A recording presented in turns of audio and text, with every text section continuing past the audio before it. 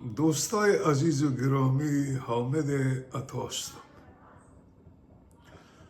حالا که من ثابت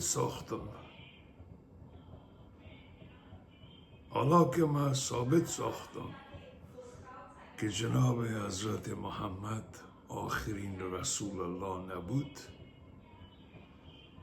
حالا ما میخوایم که من بعد چون وظیفه گرفتیم که قرآن برای شما واضح بیان کنم، فلحاظا میخوایم که اول خداوند به شما معرفی کنم. به نام خدا بخشاینده مهربان. ستایش از آن خداست. خدا پروردگار عالم هاست. وقتی که ما میگیم الحمدلله رب العالمین الرحمن الرحیم مالک یوم الدین ایاک نعبد و ایاک نستعین، حالا ایره کی میگه؟ باید بفهمیم که ایره کی میگه و این شخص چی میگه در صفحه 2 اول قرآن شریف. ایتا معلوم میشه که اینا در حالت نماز هستند. تعداد از خدا پرستان و به می قسم خداوند به ما معرفی میکنن و همچنان نماز به ما معرفی میکنن و میگن ستایش از آن شماست خداوند پروردگار عالم ها، پروردگار بخشاینده و مهربان مطلق، قاضی و قلمروای روز آخرت. تنها تو را پرستش میکنیم و تنها از تو کمک میطلبیم و میگن پروردگارا ما را به راه راست هدایت کن. دعایشان ما را به راه راست هدایت کن، برای کسانی که مورد رحمت شما قرار گرفتند، نه از آنانی که تحت غضب شما قرار گرفتند و نه از گمراهان. امیدوار هستم که بفهمید در نمازایتون چی میگین. بسیار یک مزه میتادم وقتی که پیش خداوند استاد میشه و میفهمه که من چی میگم و ادمت میکنه که بله من میفهمم که من چی میگم. میفهمه که من به خداوند مهربان و بخشاینده مطلق، قاضی و قلم روای روز آخرت، ما عهد بستیم که تنها تو را پرستش میکنم، تنها تو را پیروی و عبادت میکنم و تنها از تو کمک میطلبم.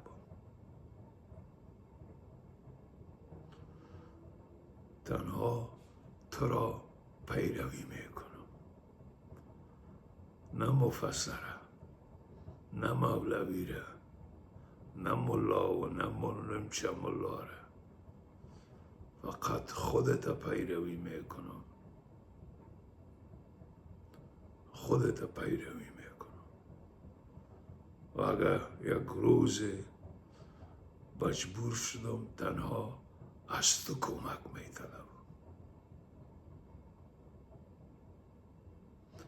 و هرگاه دعا میکنم میگم خدایا مرا برای راست هدایت کن برای کسانی که مورد رحمت شما قرار گرفتن. وقتی که تو مورد رحمت خدا قرار گرفتی، بهترین دنیا و آخرت از تو میشه. رحمت خدا، ناز و نوازش خدا، محبت خدا، لطف خدا به راه راست هدایت کن. حالا راه راست خب باید در قرآن پیدا کنیم که راه راست چی است. در صفحه دوم قرآن خداوند دعای ما را جای به جای جواب میده.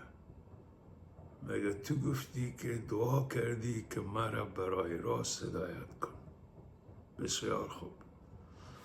الف لام میم ذالک الکتاب لا ریب فیه هدی للمتقین. این کتاب آسمانی که شک در آن نیست، راهنمای روشن برای خداپرستان است. کسایی که فقط خدا را پیروی میکنه و تنها به خدا سجده میکنه، خدا را پیروی میکنه، خدا را عبادت میکنه. حالا باید بفهمیم که اولین امر خدا چی است. این کتاب آسمانی که میگه ذالک الکتاب لا ریب فیه هدی للمتقین، این کتاب متقین است. ولی بریم که بفهمیم که متقین کی است. راه راست خواسته میگه نمیتونه برای راست میبره. این کتاب آسمانی که شک در آن نیست، بهترین هدایت است برای راه راست.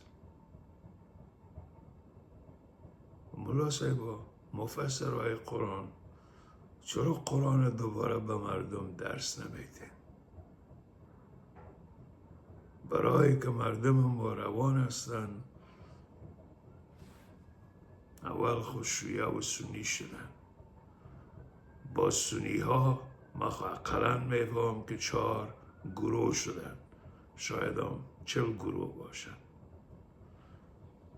شیعه ها را میفهمم که اقلا 2 گروه هستن. خدا میره که چند شاخی دیگه هستن و همه یک قسم نه یک قسم به جان هم افتادن، به ضد هم دیگر هستن.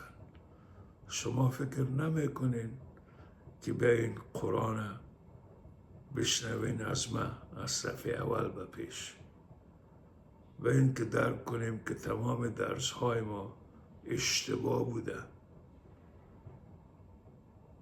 بسیار چیزهایی که در قرآن حرام گفته نشده حرام گفتیم.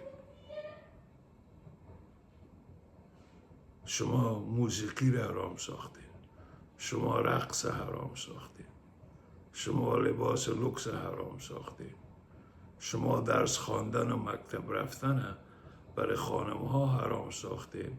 نه تنها طالبایی را حرام ساخته، بلکه دمی 1450 سال بعد از رحلت حضرت محمد حرام بوده. چرا مادر خود من نماندن که در کابل مکتب بره، پدر مادرش نماندن که مکتب بره. سلام علیکم.